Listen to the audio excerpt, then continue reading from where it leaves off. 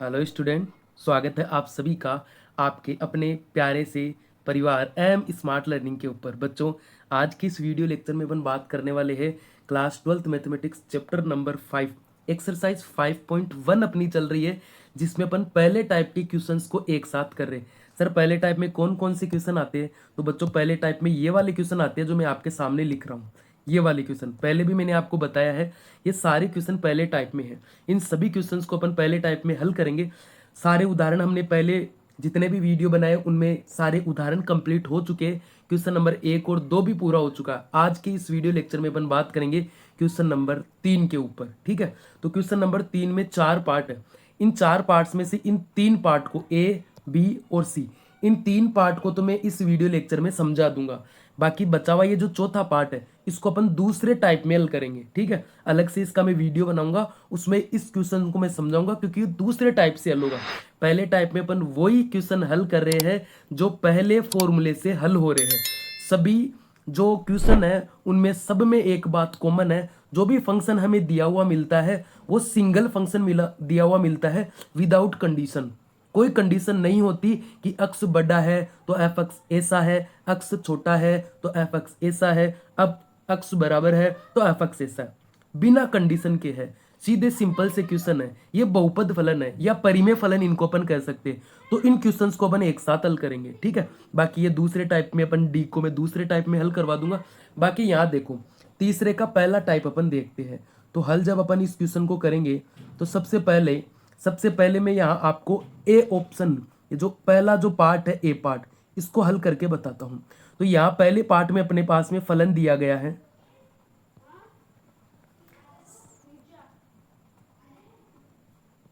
Sir, फलन हमें दिया गया है एफ एक्स बराबर एक्स माइनस 5। ये पहला क्वेश्चन है। सर, पहले क्वेश्चन के अंदर फलन तो दे दिया, लेकिन सर इसके अंदर हमें बिंदु नहीं दिया, तो अपन क्वेश्चन को कैसे हल करें? अरे, जब भी सातत्य का क्वेश्चन आएगा तो एक फलन और एक बिंदु जरूर होना चाहिए, तभी तो अपन कंटिन्यूटी या सातत्य की जांच कर सकते हैं। और जब बिंदु नहीं होगा तब अपन वास्तविक संख्या लेकर चलेंगे। तो वास्तविक संख्या को मैं सी मान लेता हूं और मुझे पॉइंट सी मिल जाएगा, फिर अपन क्वेश्चन को हल करेंगे। तो माना सी एक वास्तविक संख्या है। माना सी एक वास्तविक संख्या है। सी एक वास्तविक संख्या है। अब बताओ, पॉइंट मिल गया ना सी। ये सभी सी वास्तविक संख्या है और इसमें तो कोई दिक्कत भी नहीं है। सी का मान कुछ भी हो सकता है। इस क्वेश्चन में दिक्कत होगी, देखो मैं सी सभी वास्तविक संख्या लूंगा, लेकिन वो नहीं लूंगा जिसके ऊपर फलन अपरिभाषित हो जाए। वैसे तो ये क्वेश्चन खुद बोल के बता रहा, चिल्ला चिल्ला के बता रहा है कि एक्स का मान -5, ये एक्स का मान 5 मत लेना, क्योंकि 5 लेते ही फलन क्या हो जाएगा? इनफाइनाइट बन जाएगा, अपरिभाषित बन जाएगा। तो जिस बिंदु पर फलन अपरिभाषित होगा उसको अपन इससे सी में काउंट नहीं करेंगे। यहाँ लिख देंगे सी डज नॉट इक्वल जो भी है, लेकिन इस क्वेश्चन के लिए लिखने की जरूरत नहीं है, क्योंकि सी कोई भी वास्तविक संख्या है। इस क्वेश्चन पे कोई दिक्कत नहीं करेगा। ठीक है, क्योंकि ये सीधा वन लाइनर फंक्शन होता है ना, इसमें जब बहुपद फलन होता है तो कोई दिक्कत नहीं करता। परिमेय फलनों में जरूर थोड़ी बहुत दिक्कत होती है, वहां हमें ध्यान रखना पड़ता है, थोड़ा सा दिमाग एक्स्ट्रा लगाना पड़ता है। बाकी इस क्वेश्चन को आगे बढ़ाए। एफ एक्स बराबर एक फलन दिया गया है और एक बिंदु दिया गया है सी। तो देखो, बिंदु एक्स बराबर सी पर, बिंदु क्या है? सी। बिंदु एक्स बराबर सी पर फलन एफ एक्स संतत होगा, संतत होगा यदि, संतत होगा यदि, फॉर्मूला लिखेंगे, यदि लिमिट एक्स टेंस टू सी पर फंक्शन की वैल्यू डायरेक्ट बराबर हो जाए। पॉइंट क्या है? सी। सी पर अगर ये दोनों बराबर हो जाएंगे तो हम कहेंगे कि ये जो फलन है वो क्या है? संतत है। तो मान निकालते सबसे पहले लेफ्ट हैंड साइड का। लेफ्ट हैंड साइड है limit x tends to c f x. F x का मान पुट कर दो, limit x tends to c, और एफ एक्स है सर एक्स -5। लिमिट रखेंगे, एक्स का मान सी रख दो, तो ये क्या बन गया? सी -5। लेफ्ट हैंड साइड की वैल्यू आ गई।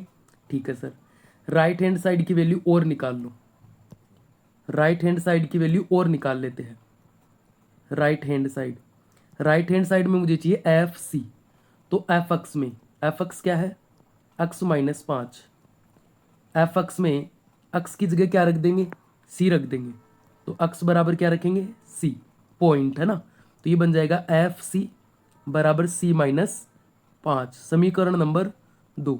समीकरण 1 और 2 से देखो भाई, समीकरण 1 व 2 से, समीकरण 1 व 2 से हमने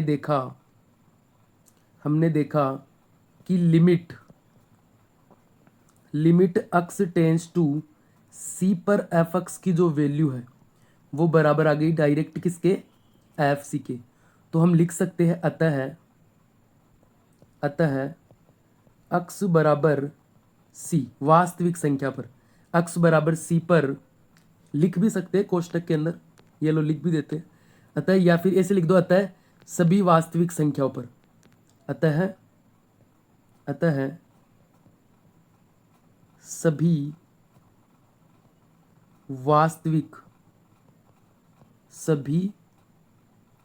वास्तविक संख्याओं पर फलन एफ एक्स संतत है। फलन एफ एक्स क्या है, संतत है। फलन एफ एक्स संतत है। ये पहला काम कंप्लीट हो गया। ये बात समझ में आई कि नहीं आई, पूरा ये क्वेश्चन के साथ वापस देख लो। निम्नलिखित फलनों के सातत्य की जांच करो। तो पहला क्वेश्चन था एफ एक्स बराबर एक्स माइनस 5, बिंदु नहीं था तो हमने एक बिंदु माना सी जो सभी वास्तविक संख्याओं को प्रदर्शित करता है। तो बिंदु एक्स बराबर सी पर एफ एक्स संतत कब होगा, जब लिमिट पर और डायरेक्ट पॉइंट पर वैल्यू बराबर हो। तो लिमिट पर लेफ्ट हैंड साइड और डायरेक्ट पॉइंट पर राइट हैंड साइड हमने निकाल के देखा, दोनों से हमें पता चला कि लिमिट पर वैल्यू और डायरेक्ट पॉइंट पर वैल्यू बराबर है। तो हम कह सकते हैं कि सभी वास्तविक संख्याओं पर फलन क्या है, संतत है। बताओ पहला क्वेश्चन हुआ कि नहीं हुआ। अब अपन दूसरे क्वेश्चन की तरफ आगे बढ़ते हैं। तो दूसरा क्वेश्चन क्या है अपने पास में, उसको अपन देखेंगे। दूसरा क्वेश्चन है सर अपने पास में, थोड़ा सा पेन अपन चेंज कर लेते हैं। दूसरा क्वेश्चन है एफ एक्स बराबर 1/x माइनस 5। ये लो दूसरा क्वेश्चन, यहाँ देख लेते हैं। दूसरा क्वेश्चन के अंदर अपने पास में फलन है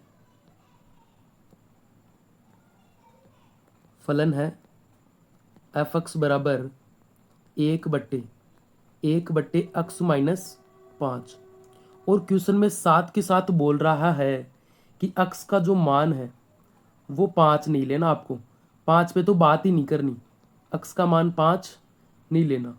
सॉरी, एक बार के लिए थोड़ा सा पेन की साइज अपन बढ़ा लेते हैं ताकि दिक्कत ना आए। x का जो मान है वो 5 हमें नहीं लेना, ठीक है, x का मान हमें 5 नहीं लेना। तो ये तो फलन है सर, बिंदु तो नहीं है। फलन तो एफ एक्स बराबर 1/x माइनस 5 है, लेकिन बिंदु नहीं है। किस बिंदु पर सातत्य की जांच करें, तो जब भी बिंदु नहीं होगा तो अपन वास्तविक संख्या मानेंगे। तो माना सी एक वास्तविक संख्या है, सी एक वास्तविक संख्या है। बताओ सी सभी वास्तविक संख्या लेकर इस क्वेश्चन को हल कर लूं क्या मैं? अरे नहीं, आप ध्यान से देखो, 1 में है x माइनस 5, अगर x की जगह मैंने 5 रख दिया तो ये फलन है परिभाषित हो जाएगा, फिर तो मैं जांच ही नहीं कर पाऊंगा कि ये संतत है कि नहीं है। तो यहां साथ में लिख देंगे लेकिन x सभी वास्तविक संख्या है, लेकिन ये जो c है, c सभी वास्तविक संख्याओं को प्रदर्शित कर रहा है, लेकिन जो c का मान है वो 5 नहीं है, लेकिन c डज नॉट इक्वल 5। ये साथ में हमें लिखना है। जब भी क्वेश्चन परिमेय फलन आए तो हमें थोड़ा ध्यान रखना है कि x का वो मान मत ले लेना जिसके ऊपर फलन अपरिभाषित बन जाए, मतलब बट्टे में 0 नहीं बनना चाहिए। जिस बिंदु पे फलन ही अपरिभाषित है उस पे वो संतत भी नहीं होगा, उस पे अपन चेक ही नहीं करेंगे, ठीक है ना, संतत ही नहीं होगा। अब देखो बिंदु मिल गया सी 5 नहीं है बस, बाकी अपन बिना 5 के लिए हल कर रहे। अब इसको लास्ट वाली लाइन में फिर काम में लेंगे, तब तक ये कोई दिक्कत नहीं करेगा अपने। तो देखो बिंदु x बराबर क्या है, c, बिंदु x बराबर c पर फलन f(x) संतत होगा यदि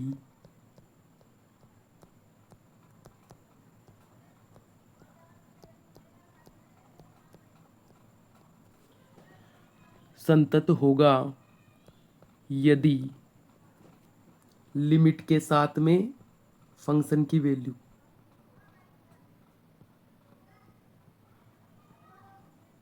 डायरेक्ट पॉइंट पर फंक्शन की वैल्यू के बराबर आ जाए।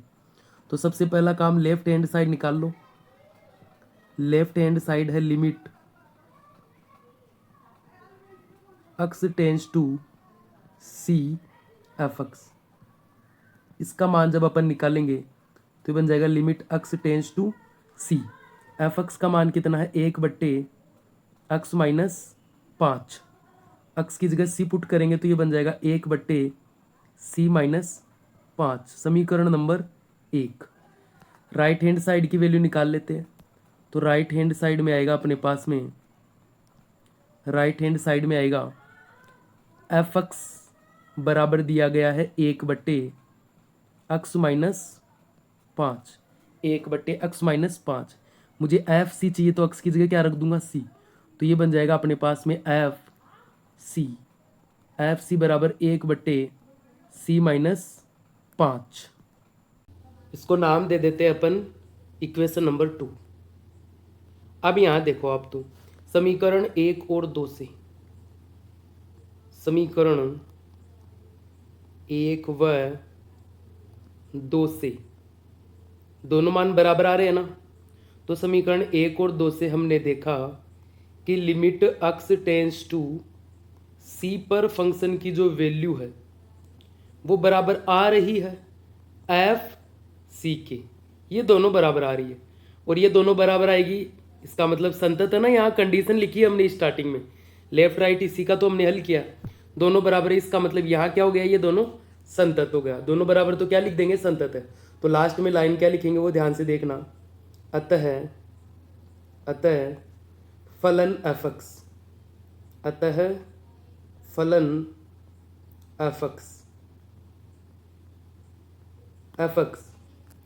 5 को छोड़कर, देखो 5 तो नहीं लिया ना हमने, 5 को छोड़कर सभी वास्तविक संख्याओं पर संतत है। क्योंकि 5 को तो हमने स्टार्टिंग में ही छोड़ दिया था जब अपन इसके सातत्य की जांच कर रहे थे, वास्तविक संख्या c हम मान रहे थे, तब स्टार्टिंग में हमने 5 को तो छोड़ दिया था। तो यहाँ ये रटना नहीं है ना, लास्ट वाली लाइन अपने दिमाग से लिखनी है कि अतः फलन f(x) सभी वास्तविक संख्याओं पर, और कोष्टक में लिख देना भले 5 को छोड़कर संतत है। अपने मन से कैसे भी लिख सकते हो, बाकी मैं कैसे लिख रहा हूँ ध्यान से देखना।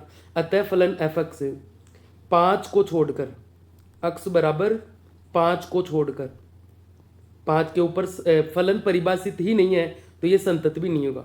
5 को छोड़कर, 5 को छोड़कर सभी वास्तविक संख्याओं पर संतत है, सभी वास्तविक संख्याओं पर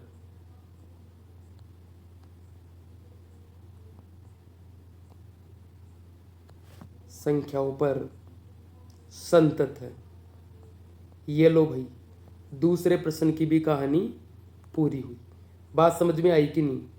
दूसरा जो अपने पास में क्वेश्चन दे रखा था, इसका जो पार्ट बी है, वो इसका जो पार्ट बी अपने को दे रखा था वो था f(x) बराबर 1/x माइनस 5। x माइनस 5 मतलब x का मान 5 तो होना ही नहीं चाहिए ना, वरना 1/0 अपरिभाषित बन जाएगा। तो इस क्वेश्चन के लिए फलन तो है लेकिन बिंदु नहीं है, तो हम एक बिंदु मानेंगे c जो सभी वास्तविक संख्याओं को प्रदर्शित करेगा। लेकिन यहाँ हमें विशेष ध्यान देना है कि हम सभी वास्तविक संख्याओं पर जांच करेंगे, लेकिन उसको छोड़ देंगे जिसके लिए फलन मना करता है, जिस पर फलन अपरिभाषित होता है। उसके लिए फॉर्मूला बनाएंगे, लेफ्ट राइट निकाल के चेक कर लेंगे, बराबर है तो संतत है। बताओ ये दोनों क्वेश्चन समझ में आई कि नहीं है। दोनों क्वेश्चन आपके सामने। अब अपन बात करते हैं इसका पार्ट नंबर 3। तीसरे पार्ट की बात करते हैं। f(x) बराबर दिया गया है x² माइनस 25 और बट्टे में है x प्लस 5। तो इस तीसरे क्वेश्चन पर अपन बात करते हैं। ये 2 क्वेश्चन अपने कंप्लीट हो गए हैं। कलर अपन थोड़ा सा और चेंज कर लेते हैं, ठीक है। ये अपन बात करते हैं तीसरे क्वेश्चन पर। सी जो इसका पार्ट है, सी जो इसका पार्ट है अपने पास में, उस सी पार्ट के अंदर हमें फलन दिया गया है एफ एक्स बराबर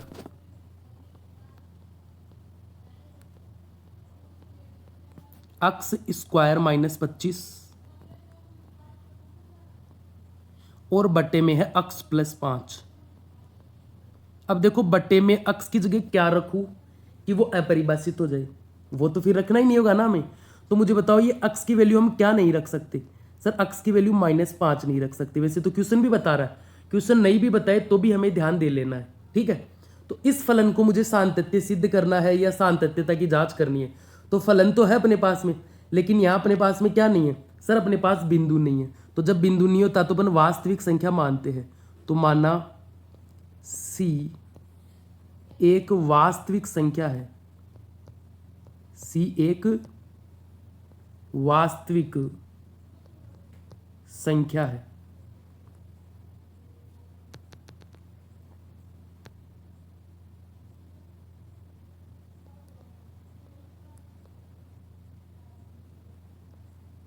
वास्तविक संख्या है, लेकिन बताओ सी क्या नहीं ले सकते? वो नहीं ले सकते जिस पर फलन परिभाषित नहीं होगा। लेकिन जो सी है ना वो -5 नहीं है, सी -5 नहीं है। तो लास्ट की लाइन में वापस इस शब्द को मैं काम में लूंगा, तब तक सेम चलेगा अपना काम, ठीक है। तो देखो सूत्र लिखेंगे, तो बिंदु अक्ष बराबर सी पर, बिंदु अक्ष बराबर सी पर फलन एफ एक्स, फलन एफ एक्स संतत होगा यदि, संतत होगा यदि, परिभाषा क्या है? लिमिट के साथ में, लिमिट एक्स टेंस टू सी पर एफ एक्स का मान, लिमिट पर फंक्शन का मान और डायरेक्ट पॉइंट पर फंक्शन का मान बराबर हो जाना चाहिए। तो मैं यहाँ मान निकाल लेता हूँ left hand side. Sir left hand side है limit x tends to c f x का मान, एफ एक्स का मान रख दो, limit x tends to c और एफ एक्स की जगह है एक्स स्क्वायर -25, एक्स स्क्वायर -25 और बट्टे में क्या है एक्स प्लस 5। कोई दिक्कत नहीं हो रही ना एक्स का मान सी रखने से, तो डायरेक्ट एक्स का मान सी पुट कर दो। तो ये बन जाएगा सी स्क्वायर -25 और बट्टे में है सी प्लस 25। इसको हल कर दो। वैसे अपन लिमिट तभी लगाते हैं जब क्वेश्चन पूरा हल हो जाए, तो अपन क्वेश्चन को पहले भी हल कर सकते हैं, बाकी यहाँ तो कोई दिक्कत हो नहीं रही है तो अपन बाद में भी हल कर सकते हैं, वरना पहले हल करते हैं अपन, बाद में लिमिट लगाते हैं। तो देखो ये क्या हो जाएगा सर, ऊपर है सी स्क्वायर -25, 25 को मैं लिख दूंगा 5 का स्क्वायर, 25 को क्या लिख दूंगा 5 का स्क्वायर, तो ये बन जाएगा सी स्क्वायर -5 का स्क्वायर और बट्टे में है सी प्लस 5। बताओ एक सर्वसमीका होती है ए स्क्वायर -बी स्क्वायर की, ए स्क्वायर -बी स्क्वायर की, और वो होती है ए प्लस बी और ए माइनस बी, ए प्लस बी और ए माइनस बी। ये सर्वसमीका में अप्लाई करता हूं, तो ऊपर हो जाएगा सी प्लस 5 और इंटू में हो जाएगा सी -5 और बट्टे में क्या चल रहा है सर सी प्लस 5। बताओ सी प्लस 5 से सी प्लस 5 कैंसिल, तो अपने पास में क्या बचा सर, अपने पास में बच गया सी -5। क्या बच गया सी -5, समीकरण नंबर 1। यहाँ इसको भी हल करके लास्ट में अपन रखते, तो देखो ऊपर x -5 x प्लस 5 बनता, x प्लस 5 कैंसिल होता x -5, x की जगह अपन सी पुट करते, तो सी पुट करते तो ये बन जाता सी -5, ठीक है। आगे अपन बढ़ते हैं, आगे है अपने पास में राइट हैंड साइड। क्या है? Right hand side. Right hand side में मुझे एफ सी की वैल्यू चाहिए, तो जो अपने पास में एफ एक्स है एक्स स्क्वायर -25 और बट्टे में है एक्स प्लस 5, एक्स की जगह सी पुट कर देंगे, एक्स की जगह क्या पुट करेंगे सर, एक्स की जगह सी पुट कर देंगे। एक बार थोड़ा सा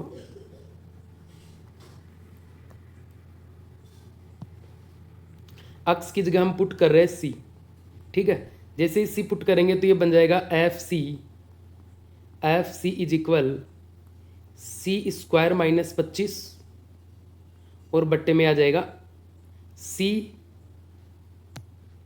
प्लस 5। बताओ ऊपर फॉर्मूला लगा दूँ डायरेक्ट, तो सर ये बन जाएगा अपने पास एफ सी स्क्वायर माइनस 5, सी स्क्वायर माइनस 5 स्क्वायर, मतलब सी माइनस 5 और सी प्लस 5। बताओ बट्टे में क्या चल रहा है सर, सी प्लस 5। बताओ सी प्लस 5 को कैंसिल करेंगे हम, ठीक है, सी प्लस 5 को कैंसिल करेंगे तो ये बन जाएगा f c is equal c minus 5। समीकरण नंबर 2। समीकरण 1 और 2 को ध्यान से देखो, दिख रहा होगा आपको। समीकरण 1 और 2 सर बराबर आए तो हम लिखेंगे समीकरण 1 और 2 से, समीकरण 1 व 2 से, समीकरण 1 व 2 से हमने देखा कि लिमिट x टेंस टू सी पर, लिमिट x टेंस टू सी पर, एक बार सॉरी थोड़ा सा मैं इसको जूम करके लिख देता हूँ, बाकी बाद में देखेंगे। Limit x tends to c, f x का जो मान है वो बराबर आया है किसके, एफ सी के बराबर आया है, ठीक है। तो हम लिख सकते हैं अतः देखो सी का मान हम क्या नहीं ले सकते, स्टार्टिंग में हमने लिखा होगा जब वास्तविक संख्या इसको लेकर चल रहे थे, 5 -5 नहीं ले सकते। अतः -5 को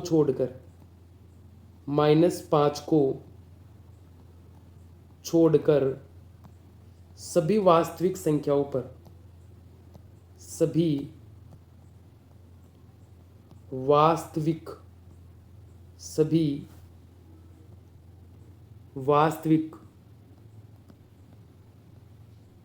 संख्याओं पर